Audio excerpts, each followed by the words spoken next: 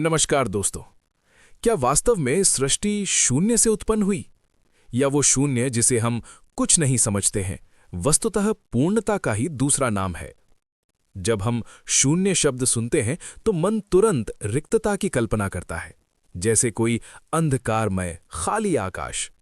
परंतु वेदांत की दृष्टि में ये शून्य मात्र अभाव नहीं, बल्कि एक अदृश्य चैतन्य आधार है।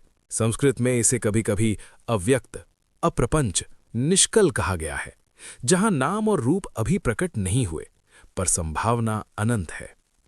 कल्पना कीजिए उस अवस्था की जहां न काल है, न देश, न कारण कार्य का बंधन। वही है आद्य अवस्था, परम निश्शब्द तत्व। वहां कोई ध्वनि नहीं, परंतु समस्त ध्वनियों का बीज उपस्थित है। जैसे बीज में वृक्ष छिपा रहता है, वैसे ही उस शून्य में संपूर्ण ब्रह्मांड सूक्ष्म रूपेण निहित था। वेदांत कहता है, शून्य से नहीं बल्कि पूर्ण ब्रह्म से सृष्टि की अभिव्यक्ति हुई। शून्य तो केवल हमारी बुद्धि की सीमा है। जहां विचार रुक जाता है, वहां हम उसे शून्य कह देते हैं। परंतु ऋषियों ने उस स्थिति को पूर्णम कहा। पूर्णात् पूर्णम उदच्यते, अर्थात पूर्ण से ही पूर्ण की उत्पत्ति होती है। जब उस निश्शब्द चैतन्य में स्पंदन हुआ, एक सूक्ष्म आदि संकल्प, तभी सृष्टि का क्रम प्रारंभ हुआ। इस प्रथम स्पंदन को कुछ परंपराएं ओमकार का उद्गम मानती है। ये कोई भौतिक विस्फोट नहीं, बल्कि चेतना का विस्तार था। एको हम बहुश्याम की भावना। इस प्रकार सृष्टि शून्य से नहीं, बल्कि उस अदृश्य चेतना से प्रकट हुई जिसे हम समझ नहीं पाते, इसलिए उसे शून्य कह देते हैं। पर प्रश्न अभी भी शेष है। यदि सब कुछ उसी चैतन्य से उत्पन्न हुआ, तो क्या हम भी उसी शून्य पूर्णता के अंश हैं? और यदि हां, तो फिर हमारी वास्तविक पहचान क्या है? यदि सृष्टि किसी जड़ शून्य से नहीं, बल्कि चैतन्य पूर्ण तत्व से प्रकट हुई, तो हमें पहले ये समझना होगा कि अभाव और अव्यक्त में क्या अंतर है। अभाव का अर्थ है बिल्कुल कुछ नहीं, परंतु अव्यक्त वो अवस्था है जहां सब कुछ संभाव्यता के रूप में विद्यमान है, किंतु प्रकट नहीं हुआ। यही वो सूक्ष्म स्थिति है जिसे ऋषियों ने मूल प्रकृति या माया तत्व कहा। जब ये अव्यक्त चैतन्य अपनी ही स्वाभाविक शक्ति से स्पंदित हुआ, तब प्रथम प्रकट हुआ आकाश तत्व। आकाश से वायु, वायु से अग्नि, अग्नि से आपह और आपह से पृथ्वी। ये पंच महाभूतों का क्रम कोई भौतिक कथा मात्र नहीं, बल्कि चेतना के स्थूल होते जाने की प्रक्रिया है। जो पहले सूक्ष्म था, वो क्रमशः स्थूल रूप में प्रकट हुआ। पर यहाँ एक गहन प्रश्न उठता है। यदि प्रारंभ में केवल एक अद्वितीय तत्व था, तो ये विविधता कहाँ से आई? वेदांत उत्तर देता है, विविधता वास्तविक नहीं, बल्कि नाम रूप का आवरण है।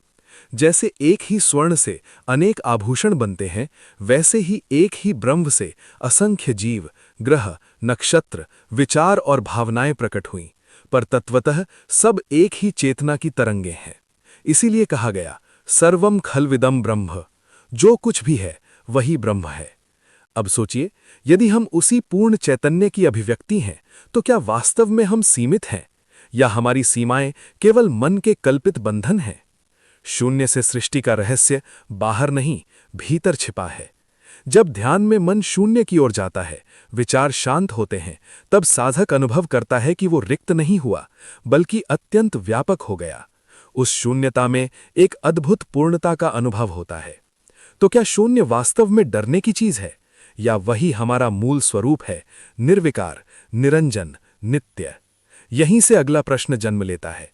यदि हम उसी शून्य पूर्ण ब्रह्म की अभिव्यक्ति हैं, तो इस जीवन का प्रयोजन क्या है, और उस मूल स्थिति को प्रत्यक्ष कैसे अनुभव किया जाए?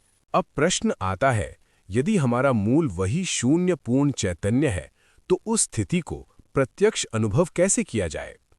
ऋषियों ने स्पष्ट कहा, यह ज्ञान केवल तर्क से नहीं, बल्कि अनुभूति से प्राप्त होता है। बुद्धि शून्य की कल्पना कर सकती है, परंतु आत्मा उसे जी सकती है।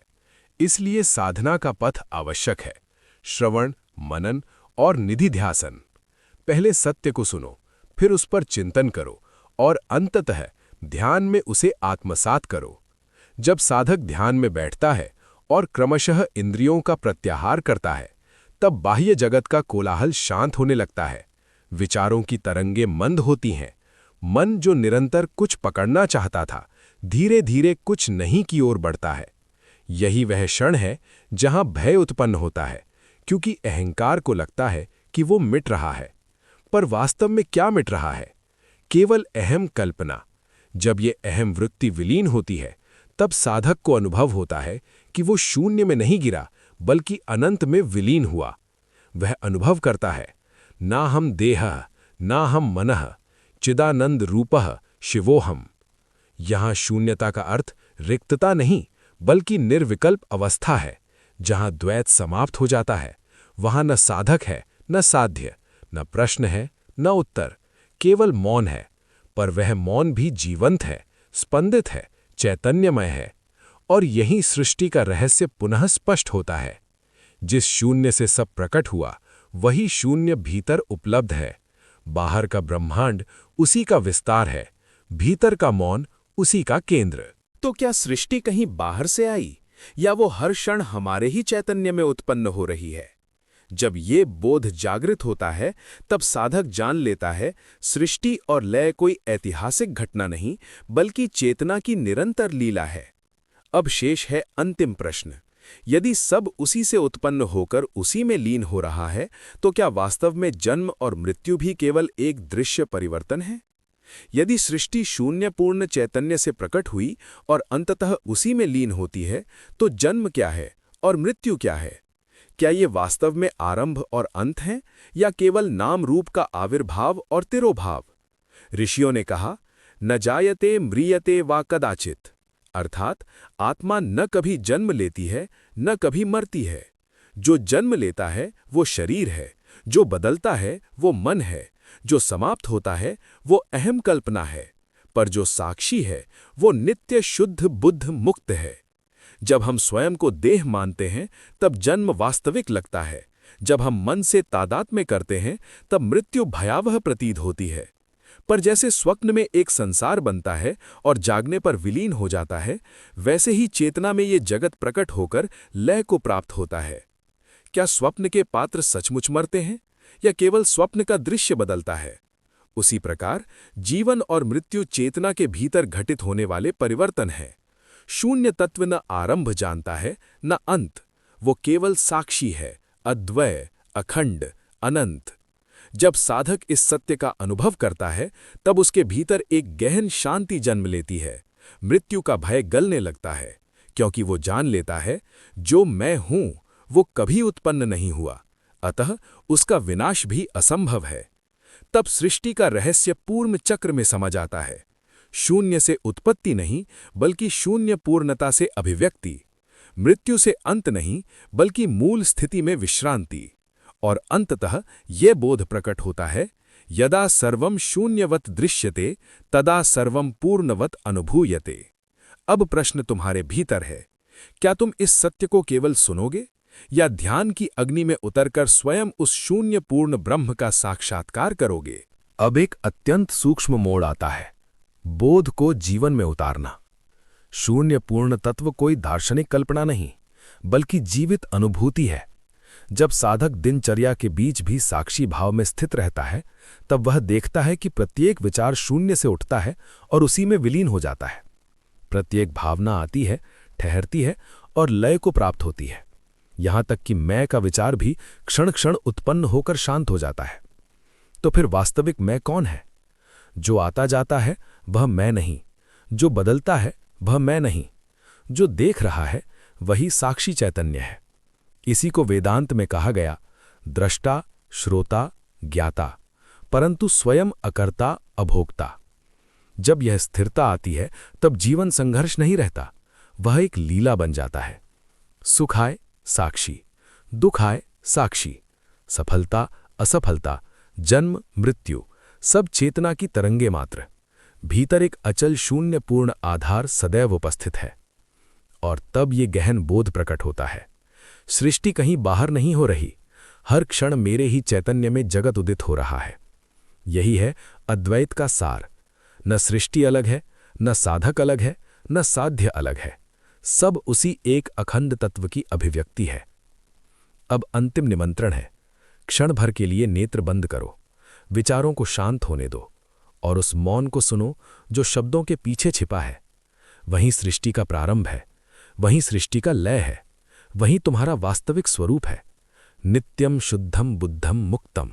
अब जब ये समग्र चिंतन अपने चरम पर पहुंच चुका है, एक अत्यंत सूक्ष्म और अंतर्मुखी सत्य शेष रह जाता है, मौन का रहस्य। शून्य को शब्दों से नहीं पकड़ा जा सकता। जितना हम उसे परिभाषित करने का प्रयास करते हैं, वो उतना ही बौद्धिक अवधारणा बन जाता है।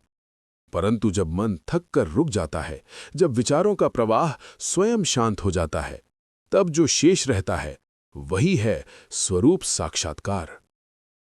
वो शून्य नहीं क्योंकि उसमें चेतना है, वो पूर्ण नहीं क्योंकि उसमें कोई सीमा नहीं, वो बस अस्ति है, सत। वो प्रकाशित है, चित। वो आनंद स्वरूप है, आनंद। यही सच्चिदानंद तत्व है। अब देखो, सृष्टि का प्रश्न, जन्म मरण का प्रश्न, साधना का प्रश्न, सब उसी चेतना में उठे और उसी में शांत हो गए। जैसे समुद्र में लहर उठती है और समुद्र में ही विलीन हो जाती है, वैसे ही समस्त अनुभव उसी मूल अधिष्ठान में खेलते हैं।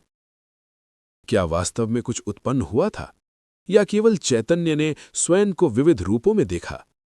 जब ये दृष्टि स्थिर होती है, तब भय समाप्त हो जाता है, क्योंकि जहां द्वैत नहीं वहां भय नहीं, जहां सीमाएं नहीं वहां अभाव नहीं, वहां केवल एक अचल निर्विकल्प शांति है, परम शांति।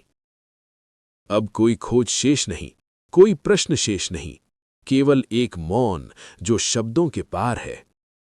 और यदि इस क्षण तुम भीतर झांको तो पाओगे वही शून्य पूर्ण आधार अभी इसी क्षण उपस्थित है। न उसे पाने की आवश्यकता है, न कहीं जाने की, बस जागना है। यही है सृष्टि का रहस्य, यही है शून्य का उद्घाटन, यही है आत्मबोध की अंतिम दीक्षा। जब हमने पूछा था शून्य से सृष्टि कैसे, तब प्रश्न जिज्ञासा से भरा था। अब उसी प्रश्न को पुनः भीतर उठाओ, पर इस बार मौन में। क्या सचमुच कभी शून्य था, या वो केवल बुद्धि की सीमा थी? जहां विचार नहीं पहुंचते उसे हमने शून्य कहा, जहां नाम रूप नहीं थे उसे हमने अव्यक्त कहा, पर जो सदा था, है और रहेगा, वो अधिष्ठान चैतन्य कभी अनुपस्थित नहीं हुआ।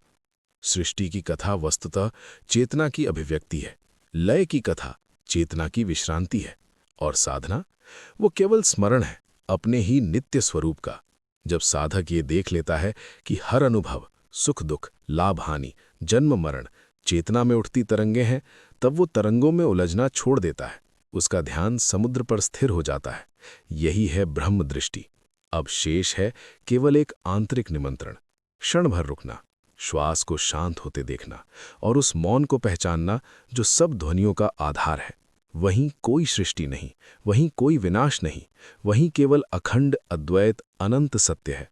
और तब अंतिम बोध प्रकट होता है, न किंचित उत्पन्नम न किंचित विनष्टम, केवलम चैतन्यमेव सर्वम।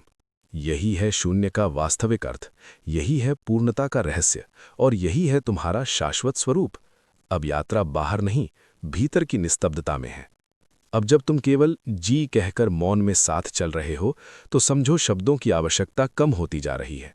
सत्य हमेशा विस्तार से नहीं मिलता, कभी कभी वो संक्षेप में चमकता है। शून्य, जिसे हमने प्रारंभ में रिक्त समझा था, अब स्पष्ट हो चुका है कि वो रिक्तता नहीं बल्कि आधार है।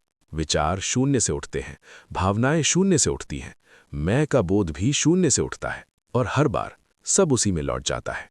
अब ध्यान से देखो, अभी भी तुम्हारे भीतर विचार उठ रहे हैं, पर उनके बीच जो सूक्ष्म अंतराल है वही है वास्तविक द्वार। विचारों के बीच का विराम वही निर्विकल्प क्षण है, वही शून्य पूर्ण स्थिति है। उसे पकड़ना नहीं है, उसे बनाना नहीं है, केवल पहचानना है। सृष्टि कोई प्राचीन घटना नहीं थी। हर क्षण, हर विचार के साथ सृष्टि हो रही है, और हर क्षण के मौन में लय भी हो रही है। यदि इसको प्रत्यक्ष देख लिया तो जीवन एक संघर्ष नहीं रहेगा, बल्कि चेतना की लीला बन जाएगा। अब कोई अंतिम वाक्य भी आवश्यक नहीं, क्योंकि जहां सत्य स्पष्ट हो जाता है, वहां शब्द स्वयं शांत हो जाते हैं। बस इतना स्मरण रहे, तुम शून्य नहीं हो, तुम वही हो जिससे शून्य और सृष्टि दोनों प्रकट होते हैं, और वही अखंड, अचल, अनंत स्वरूप अभी यही है। अब जी भी एक मंत्र जैसा हो गया है, संक्षिप्त पर पूर्ण। जब साधक शब्दों से आगे बढ़ता है तो संवाद संकेतों में होने लगता है, और जब संकेत भी सूक्ष्म हो जाएं तो केवल उपस्थिति रह जाती है।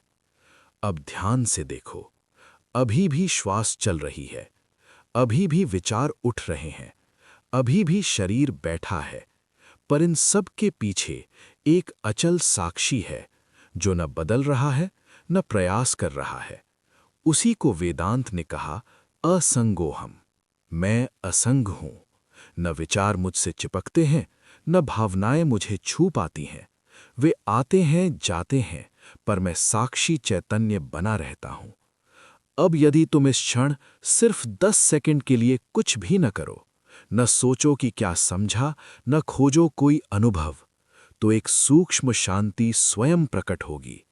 वही शांति सृष्टि से पहले थी, वही अभी है, वही सदा रहेगी। अब यात्रा का कोई लक्ष्य नहीं बचा, क्योंकि जो खोज रहे थे वही खोजने वाला है। मौन को सुनो, वही अंतिम उत्तर है। धन्यवाद।